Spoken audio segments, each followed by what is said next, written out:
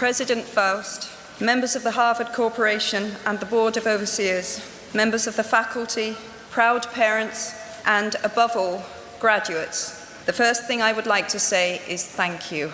Not only has Harvard given me an extraordinary honor, but the weeks of fear and nausea I have endured at the thought of giving this commencement address have made me lose weight.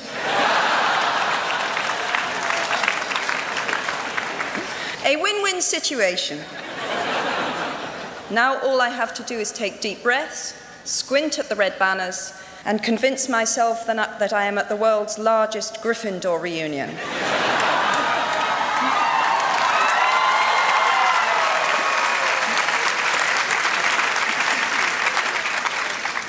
Delivering a commencement address is a great responsibility, or so I thought, until I cast my mind back to my own graduation. The commencement speaker that day was the distinguished British philosopher, Baroness Mary Warnock. Reflecting on her speech has helped me enormously in writing this one, because it turns out that I can't remember a single word she said.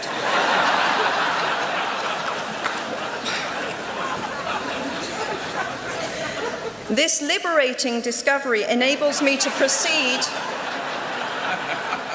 without any fear that I might inadvertently influence you to abandon promising careers in business, the law, or politics for the giddy delights of becoming a gay wizard.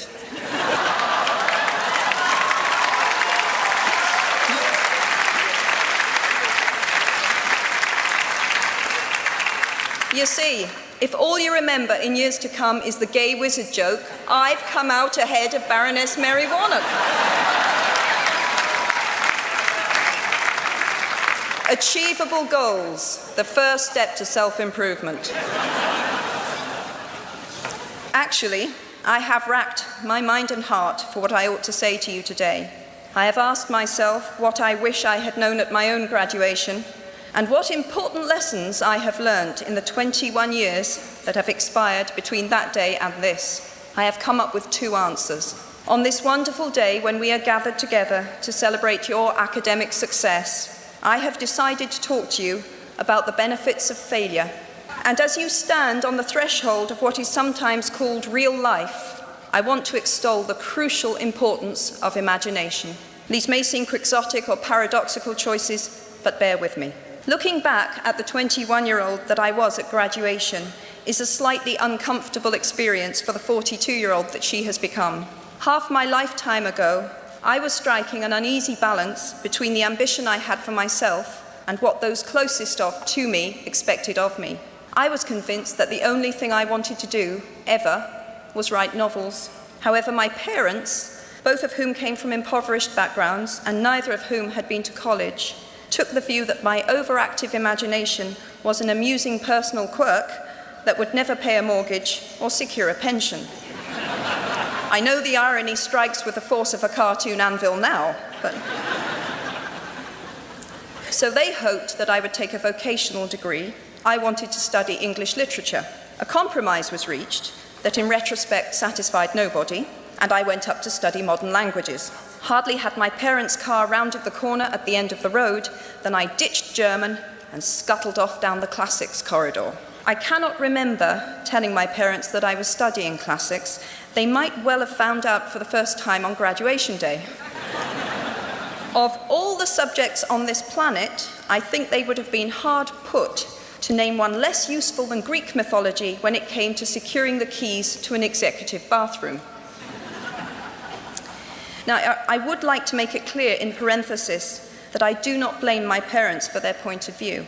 There is an expiry date on blaming your parents for steering you in the wrong direction.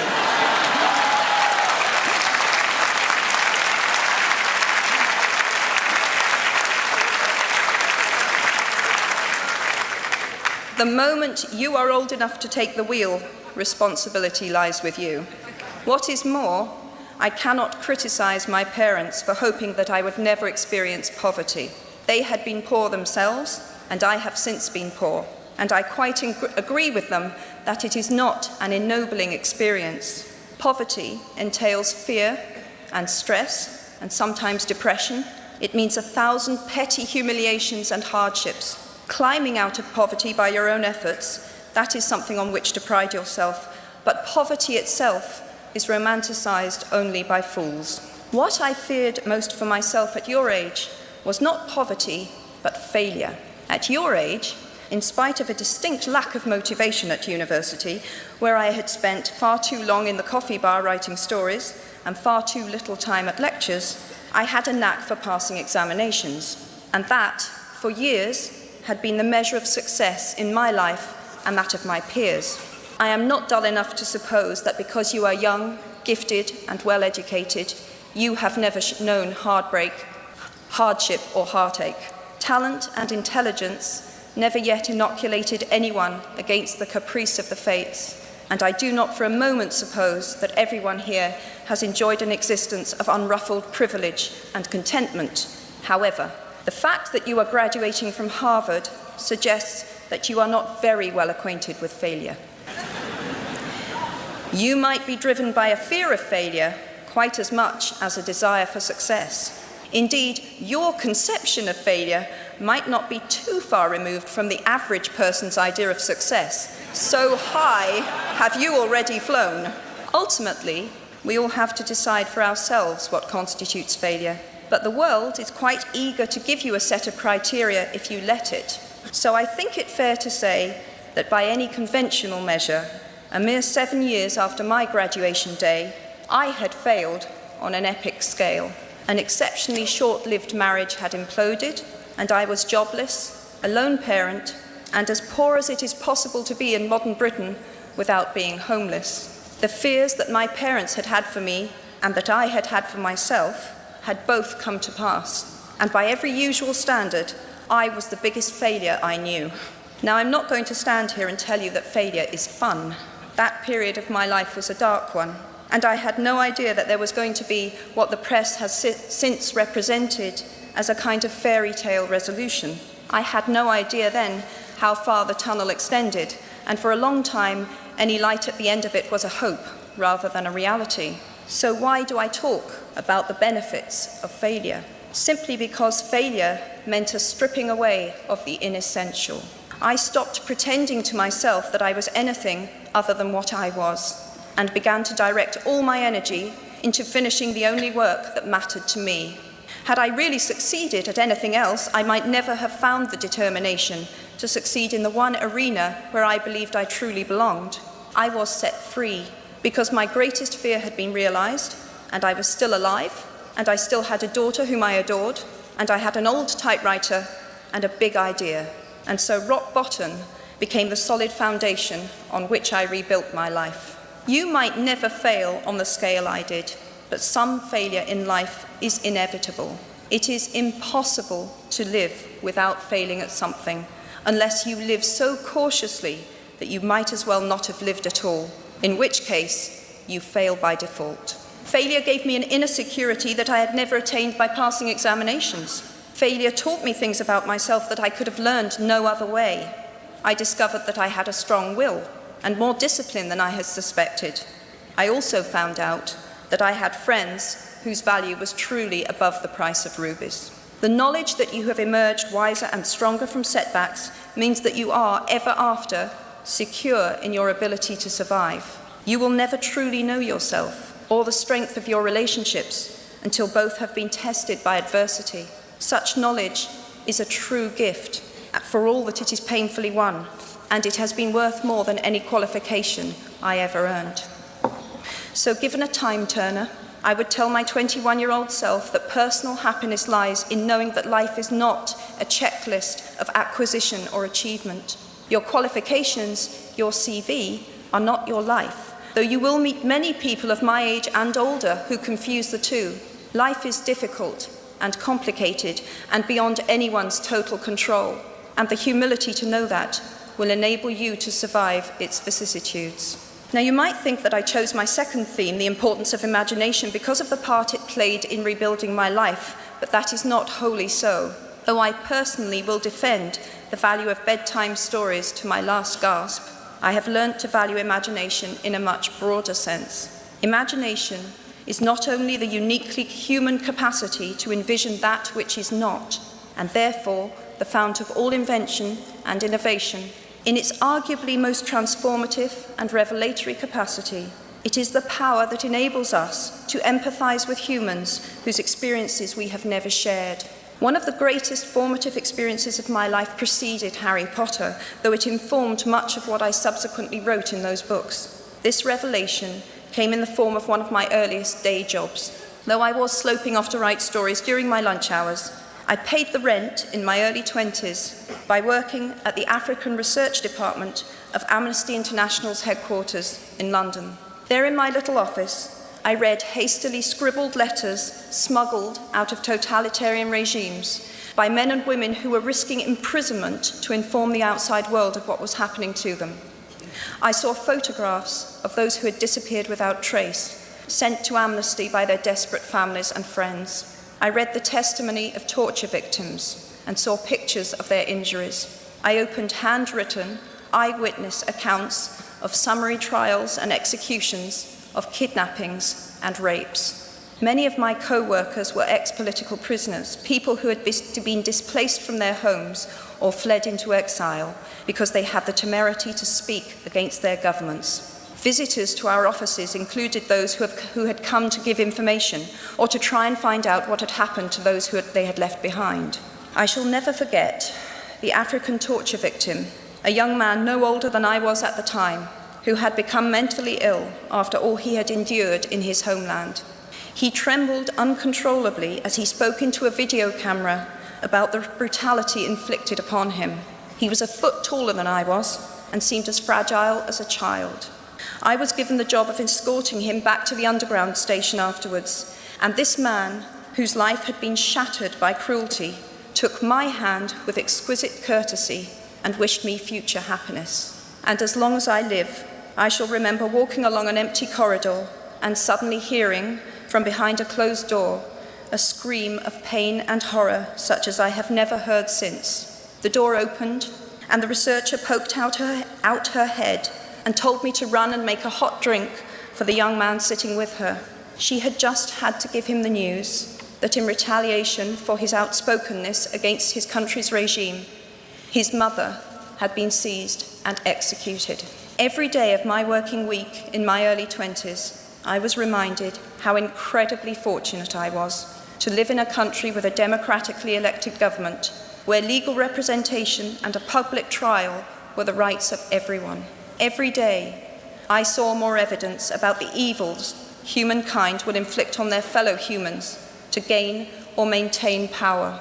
I began to have nightmares, literal nightmares, about some of the things I saw, heard, and read.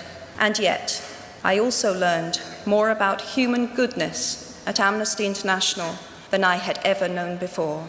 Amnesty mobilizes thousands of people who have never been tortured or imprisoned for their beliefs to act on behalf of those who have. The power of human empathy leading to collective action saves lives and frees prisoners. Ordinary people whose personal well-being and security are assured join together in huge numbers to save people they do not know and will never meet. My small participation in that process was one of the most humbling and inspiring experiences of my life. Unlike any other creature on this planet, human beings can learn and understand without having experienced. They can think themselves into other people's places. Of course, this is a power, like my brand of fictional magic, that is morally neutral. One might use such an ability to manipulate or control, just as much as to understand or sympathize, and many prefer not to exercise their imaginations at all. They choose to remain comfortably within the bounds of their own experience, never troubling to wonder how it would feel to have been born other than they are. They can refuse to hear screams or peer inside cages. They can close their minds and hearts to any suffering that does not touch them personally. They can refuse to know. I might be tempted to envy people who can live that way, except that I do not think they have any fewer nightmares than I do. Choosing to live in narrow spaces leads to a form of mental agoraphobia, and that brings its own terrors. I think the willfully unimaginative see more monsters. They are often more afraid. What is more, Those who choose not to empathize enable real monsters, for without ever committing an act of outright evil ourselves, we collude with it through our own apathy. One of the many things I learned at the end of that classics corridor, down which I ventured at the age of 18, in search of something I could not then define, was this, written by the Greek author Plutarch: "What we achieve inwardly will change outer reality." That is an astonishing statement, and yet proven 1,000 times every day of our lives. It expresses in part our inescapable connection with the outside world, the fact that we touch other people's lives simply by existing. But how much more are you, Harvard graduates of 2008, likely to touch other people's lives? Your intelligence, your capacity for hard work, the education you have earned and received give you unique status and unique responsibilities. Even your nationality sets you apart. The great majority of you belong to the world's only remaining superpower. The way you vote, the way you live, the way you protest, the pressure you bring to bear on your government has an impact way beyond your borders. That is your privilege and your burden. If you choose to use your status and influence to raise your voice on behalf of those who have no voice, if you choose to identify not only with the powerful but with the powerless, if you retain the ability to imagine yourself into the lives of those who do not have your advantages, then it will not only be your proud families who celebrate your existence, but thousands and millions of people whose reality you have helped change. We do not need magic to transform our world. We carry all the power we need inside ourselves already. We have the power to imagine better. I am nearly finished. I have one last hope for you, which is something that I already had at 21. The friends with whom I sat on graduation day have been my friends for life. They are my children's godparents, the people to whom I've been able to turn in times of real trouble, people who have been kind enough not to sue me when I took their names for Death Eaters. At our graduation, we were bound by enormous affection, by our shared experience of a time that could never come again, and of course, by the knowledge that we held certain photographic evidence that would be exceptionally valuable if any of us ran for Prime Minister. So today, I wish you nothing better than similar friendships. And tomorrow, I hope that even if you remember not a single word of mine, you remember those of Seneca, another of those old Romans I met when I fled down the classics corridor in retreat from career ladders in search of ancient wisdom. As is a tale, so is life. Not how long it is, but how good it is what matters. I wish you all very good lives. Thank you very much.